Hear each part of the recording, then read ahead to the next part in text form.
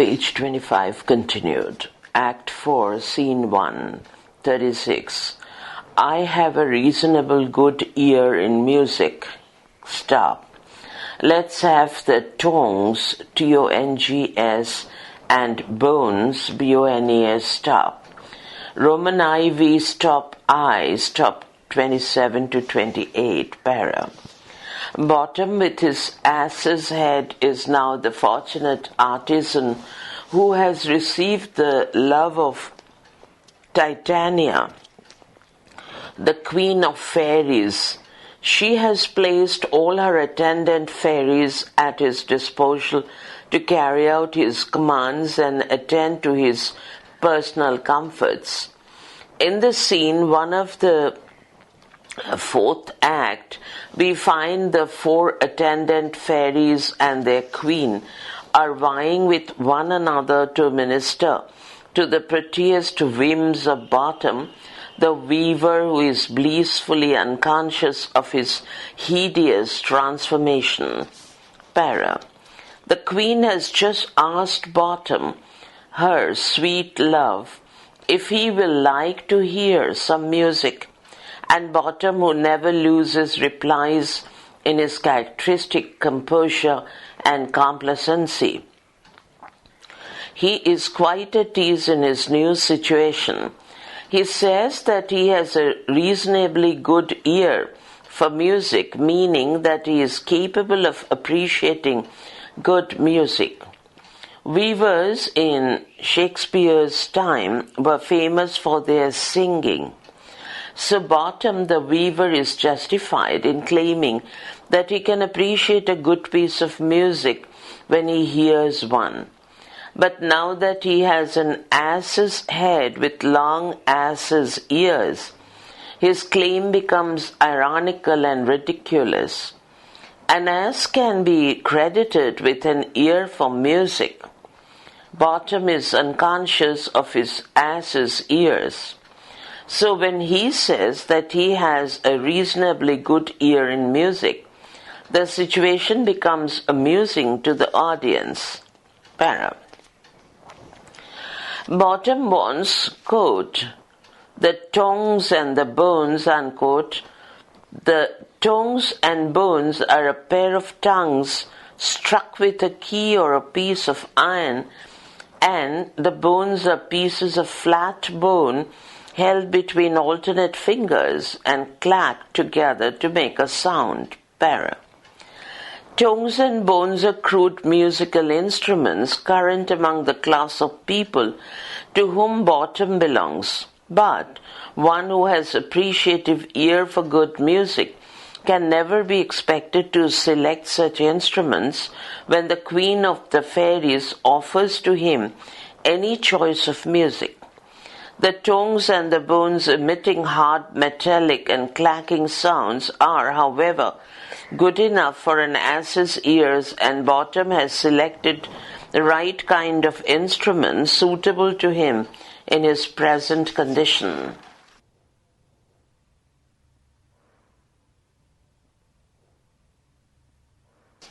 Page 26.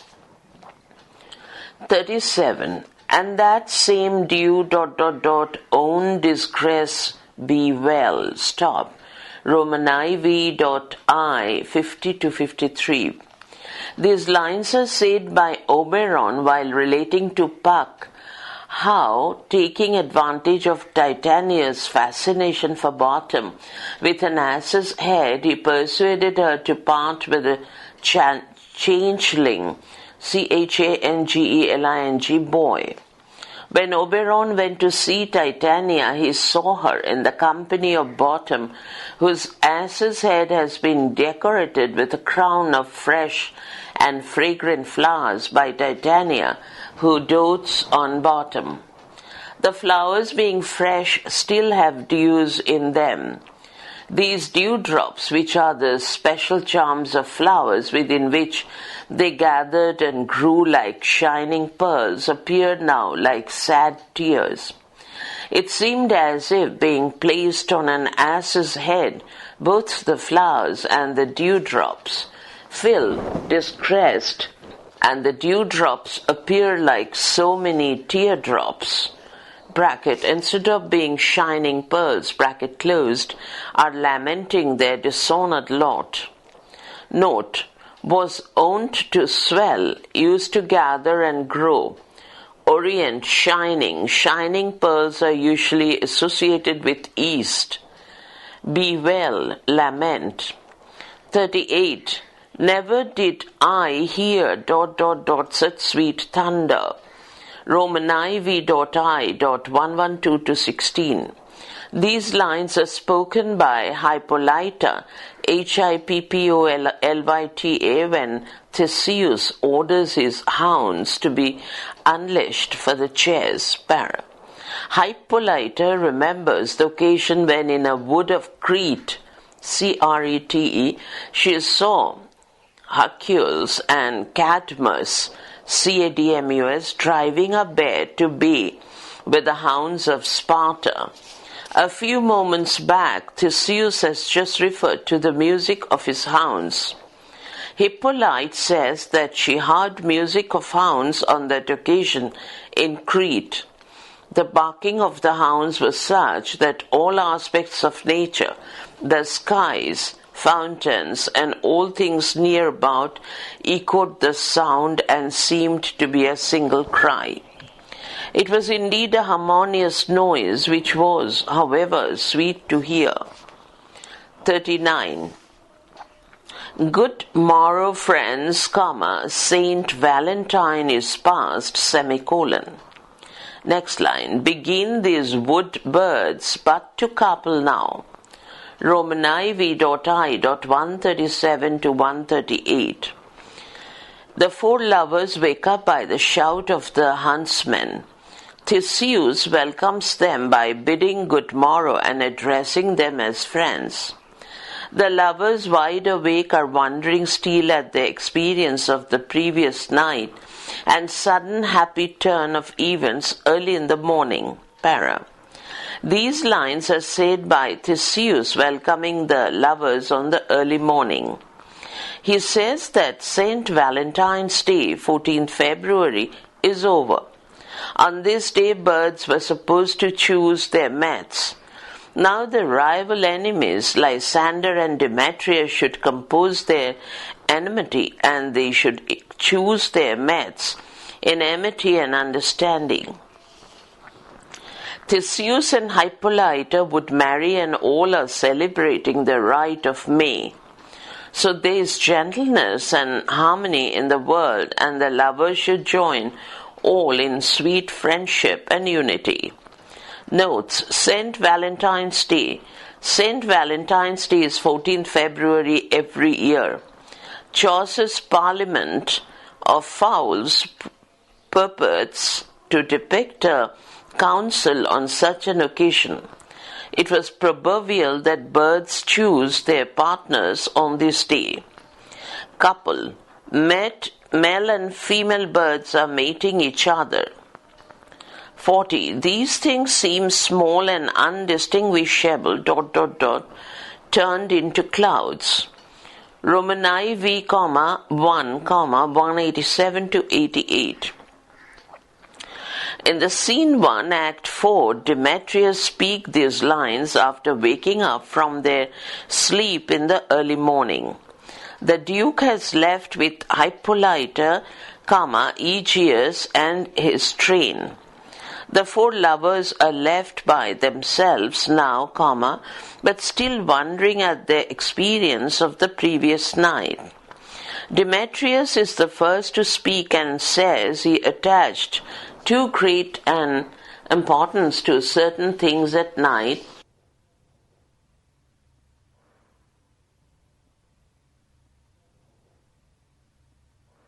page 27.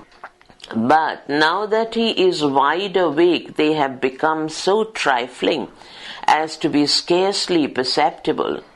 It is as if the mountains at a great distance look to the ordinary eye no more than unsubstantial clouds.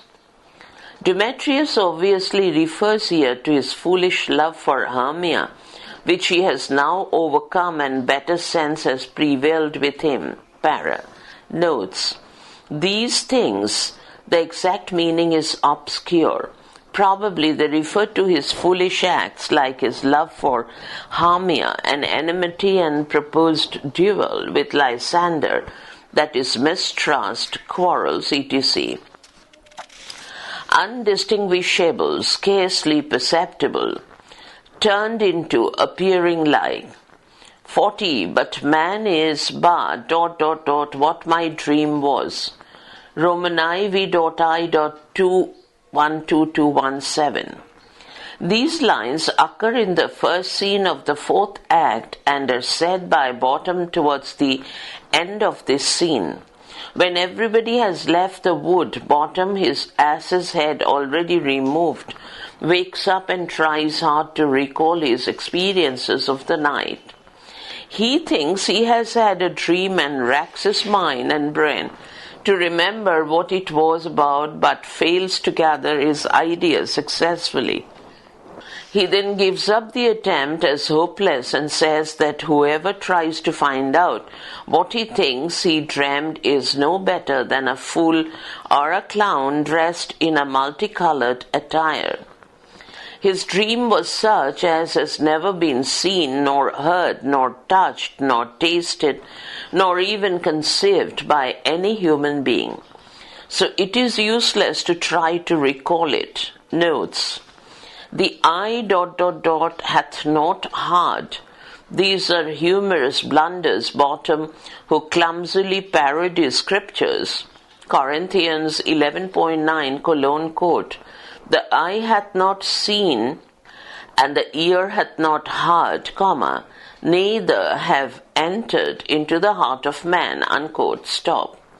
There is the usual confusion of perceptual functions on the part of the Bottom.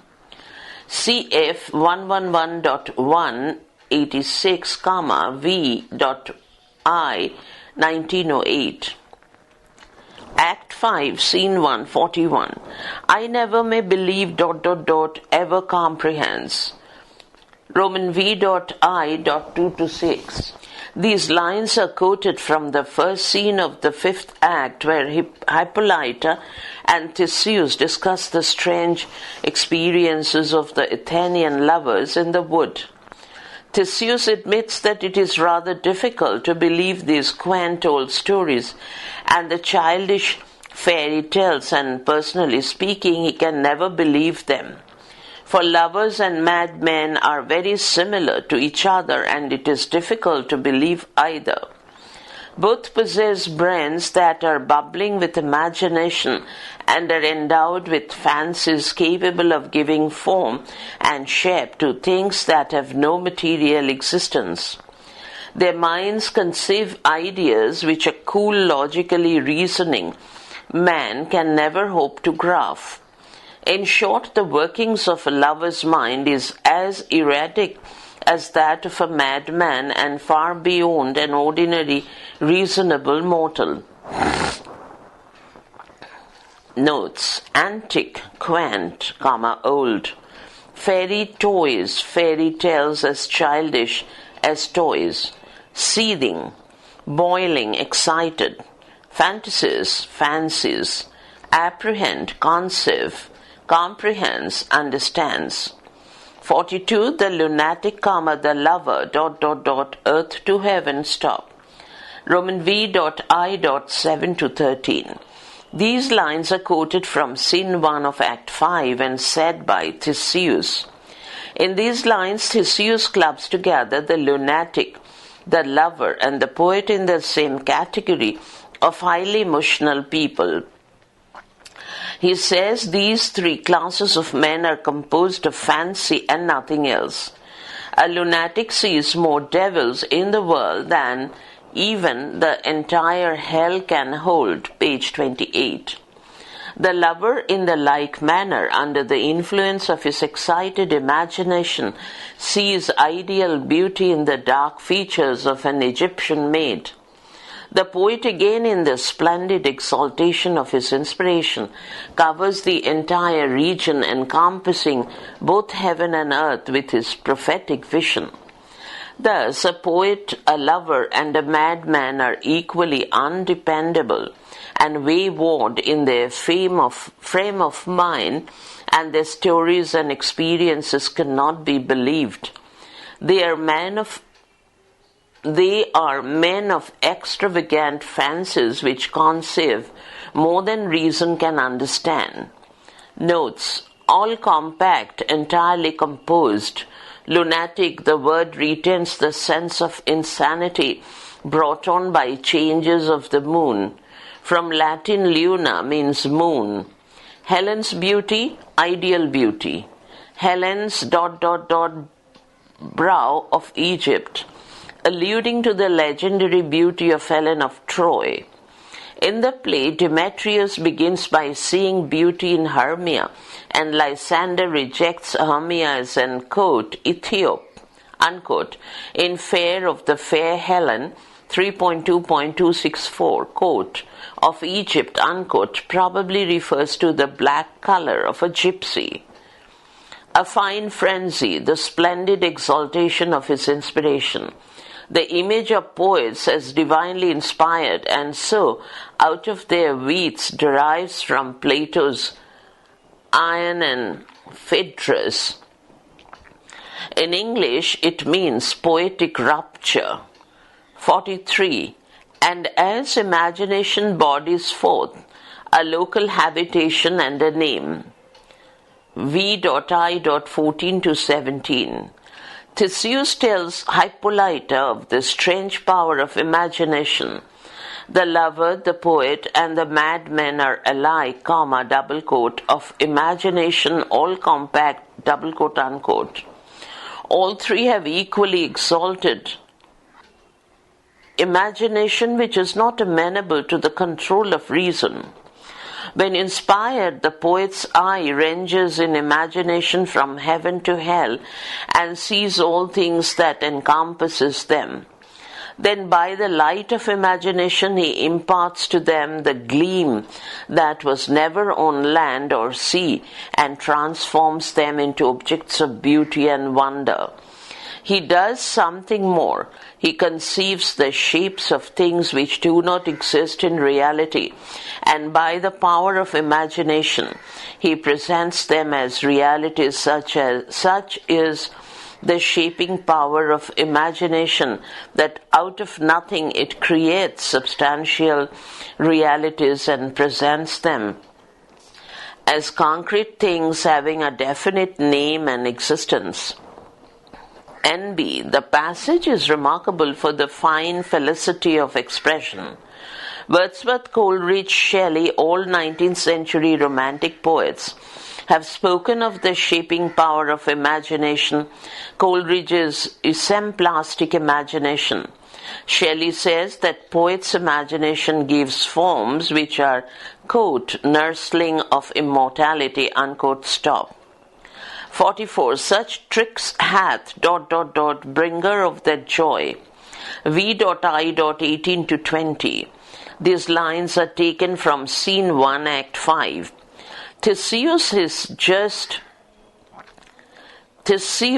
just clubbed together the poet, the lunatic, and the lover in the same category on the ground that all three are strongly swayed by imagination.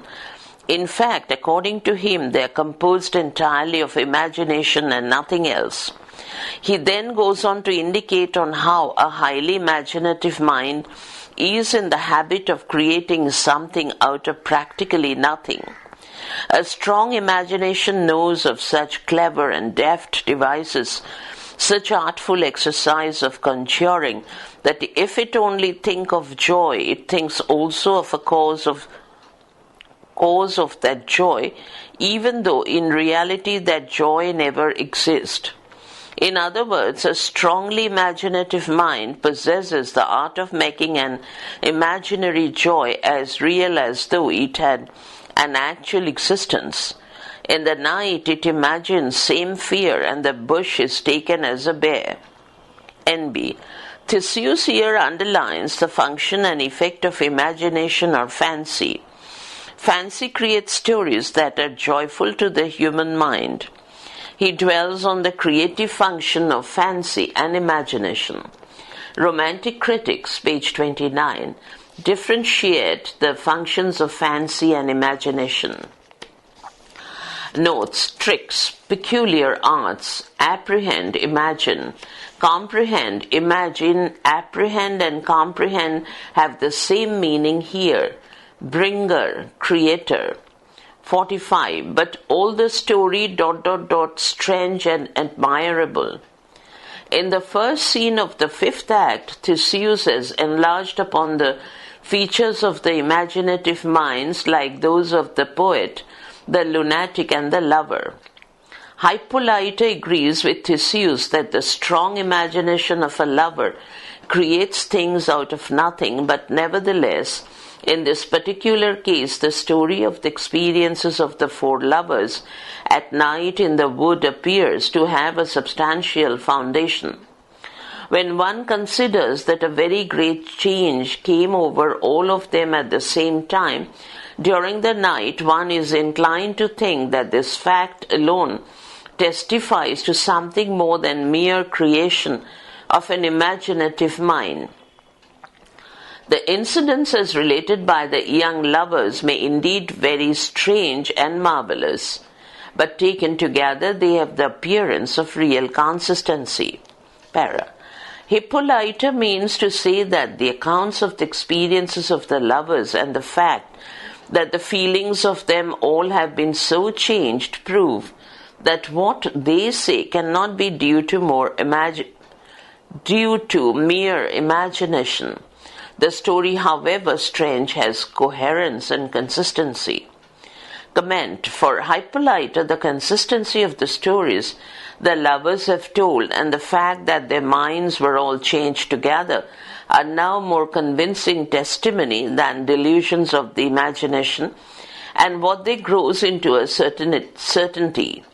The constancy also means fidelity and refers to the new-found steadfastness of love confirmed in marriage. Notes, transfigured, changed. Mere witness testifies to something more. Constancy, consistency, admirable, marvelous. 46. Come now, semicolon. What masks, what dances shall we have, ... torturing hour, question mark. Roman v.I. 33 to 38. These lines occurs in the fifth act and are spoken by Theseus, Duke of Athens, who wants to know what sort of entertainment has been arranged to enable the newly married couples to while away their time till bedtime. Theseus has already been married to Hippolyta, and the Athenian lovers also have been united in happy wedlock. The ceremonial supper has been finished, and now dessert is on, which comes after the supper. There is still an interval of 3 hours between the dessert and the bedtime, and naturally the interval appears to be very long and wearisome. In order to mitigate the torment of the long hours, Theseus wants some entertainment to make the time seem shorter. He prefers a dramatic performance or a dance which will shorten the time for the eager lovers. Notes, masks, masques. Entertainments focused on masked dances, which Ben Jonson later developed in the early 17th century into lavish spectacles with a strong literary content. Veer away. While away the tedious interval, age signifies long time. After supper, dessert following supper. Supper was a main meal taken commonly about 5:30 p.m. according to William Harrison's description of England. Manager of mirth, Philostrate is Theseus's master of the revels.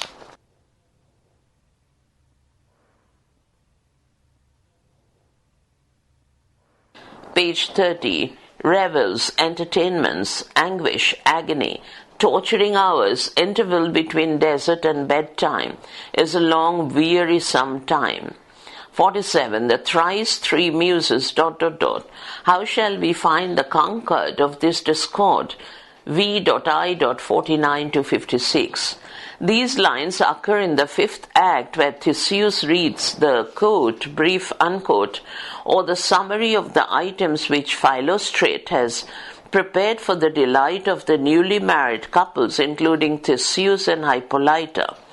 Philostrate, the master of the revels, hands over the brief to the Duke and asks him to make his choice.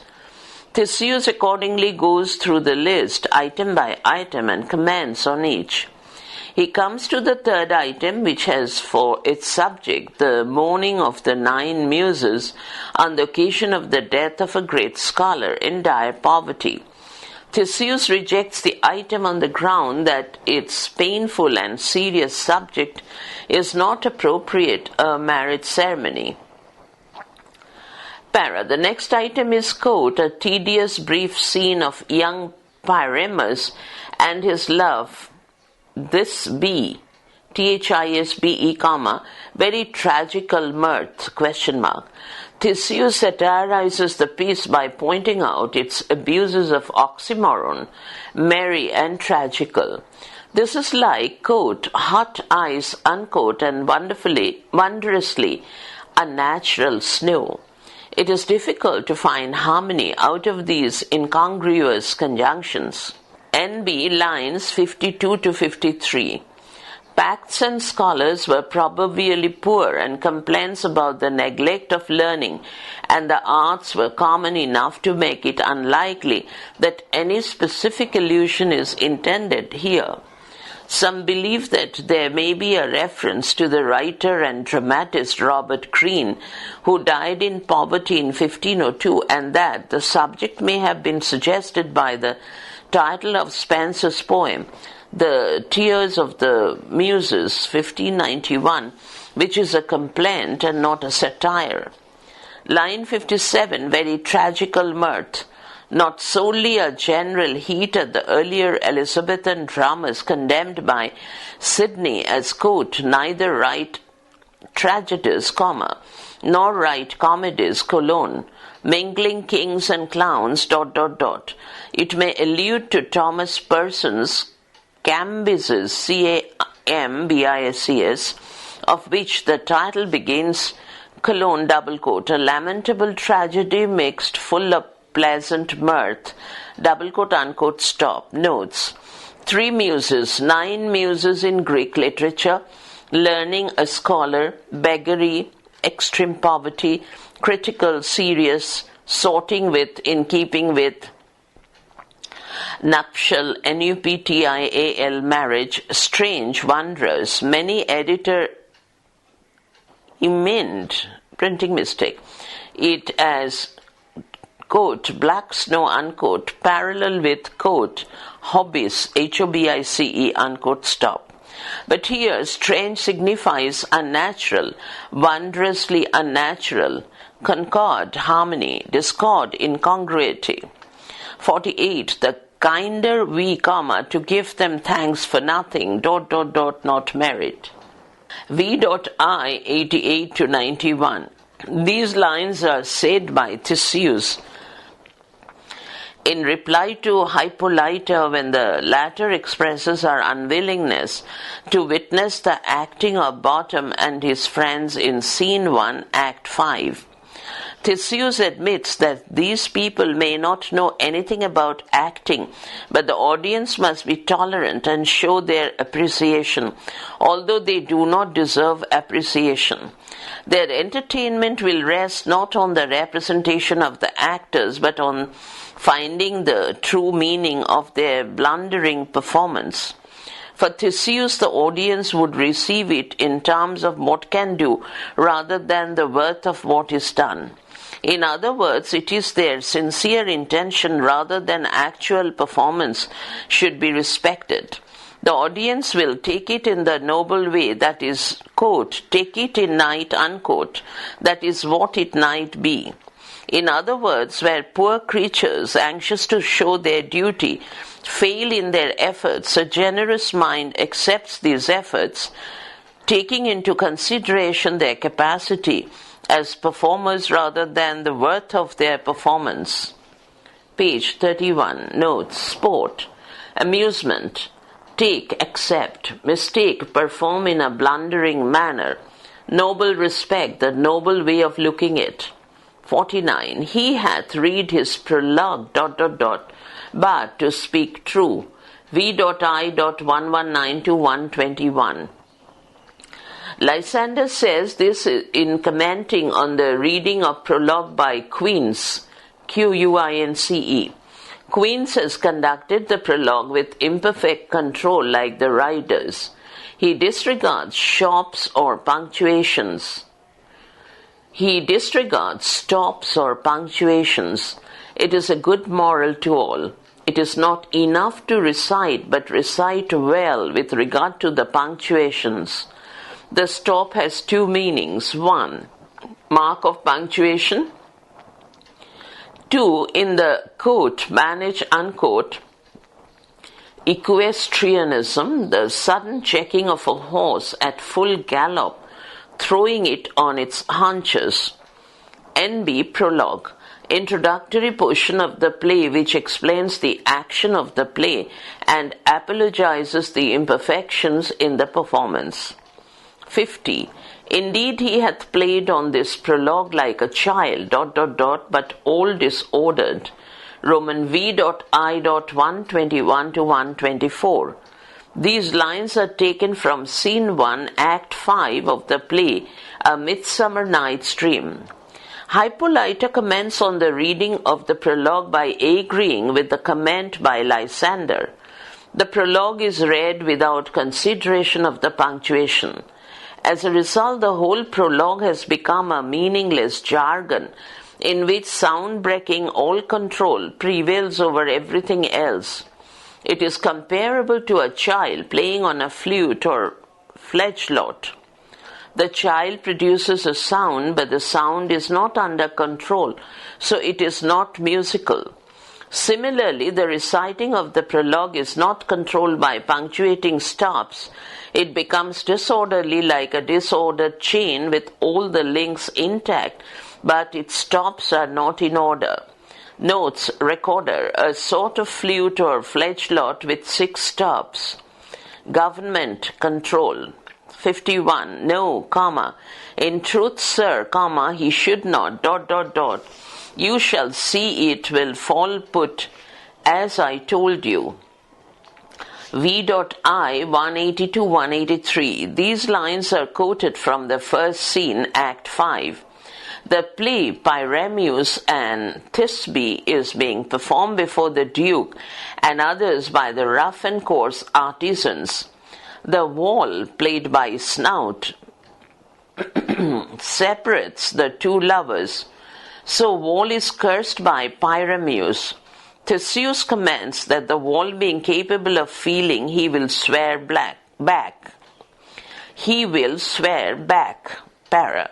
In reply, Pyramus says that he should not do it because, quote, deceiving me, unquote, is Thisbe's signal for Thisbe to come on the stage. This Thisbe will enter, and Pyramus will see her through the wall. This will happen exactly as Pyramus told Theseus.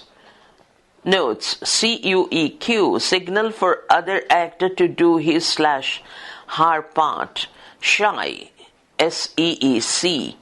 Put, exactly. 52. The best in this kind are ... amend them, stop. V.I.205 to 6. These lines are said by Theseus in the first scene of the 5th act while he witnesses the performance of the play, Pyramus and Thisbe.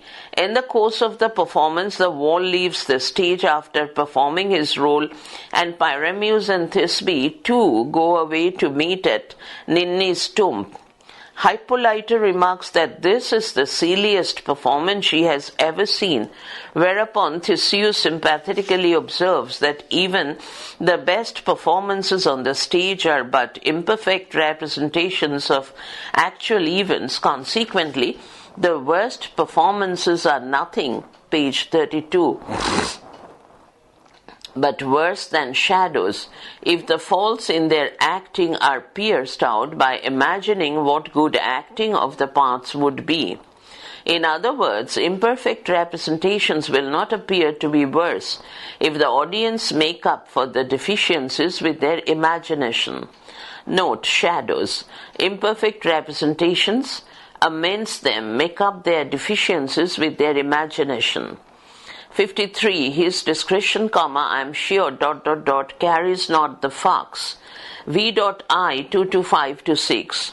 These lines are said by Theseus in the first scene of the fifth act in the course of an interesting discussion with Lysander and Demetrius on the appearance of Snug, the joiner, as lion on the stage. Demetrius praises the lion as, quote, the very best at a beast, unquote, and Lysander says that he is as brave as a fox, who is not brave at all. Theseus agrees and adds that the lion as represented by Snug, is as discreet as a goose, that is, he has no discretion at all. Demetrius pretends to disagree by saying that while the fox can carry, that is, carry off, the goose, the lion's valor cannot carry his discretion, meaning that his discretion is too much for his valor. Para.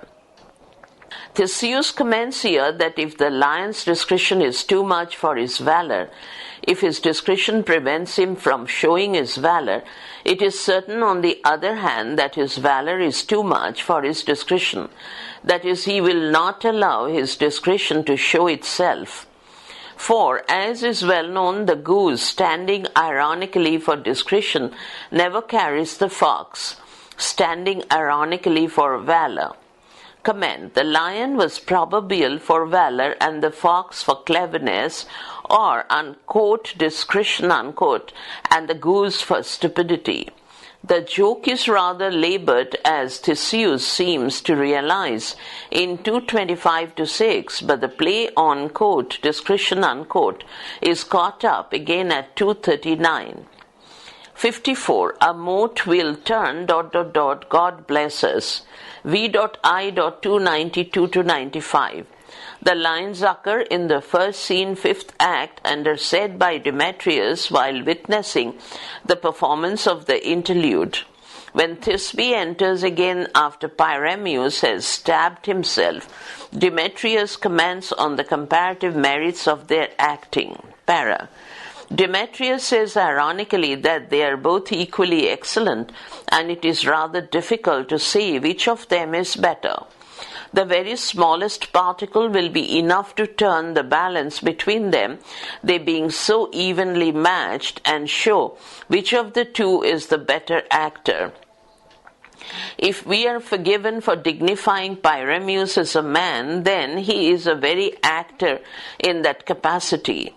Again, if with the blessing of God we are allowed to dignify Thisbe as a woman, then she is an equally a good actor in her capacity as woman. In short, there is nothing to choose between them. Note, mote, M-O-T-E, the smallest particle of difference. God bless us, God pardon us or protect us. N.B., a way of suggesting that Pyramus does not deserve to be called man. This applies also to the expressed use with reference to Thisbe. Next section, questions and answers.